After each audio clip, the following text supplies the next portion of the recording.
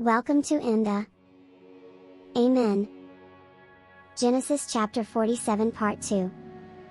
Meanwhile, the famine was getting more severe. People were running out of food and money across all of Egypt and Canaan.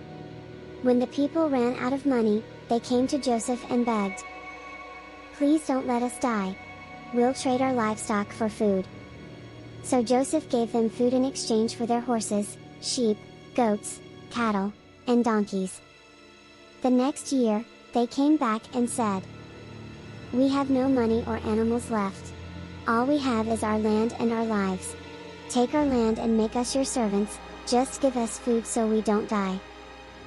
So Joseph bought all the land in Egypt for Pharaoh. Everyone became Pharaoh's servant, except the priests, because they had their own land and food supply. Joseph told the people, "I've bought you and your land for Pharaoh. Here's seed so you can plant crops. When the harvest comes, give Pharaoh 1/5, 20%, of it. You can keep the other 4/5 for yourselves and your families." The people said, "You've saved our lives.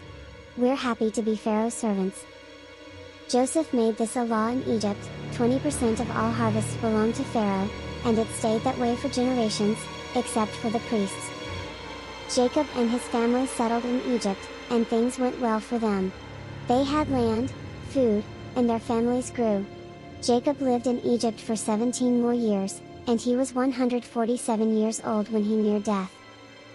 One day, he called Joseph and said, "If you care about me, make me a promise. Don't bury me here in Egypt. When I die, take my body back to Canaan and bury me with my ancestors." Joseph replied, "I promise I'll do it." Jacob said, "Swear to me."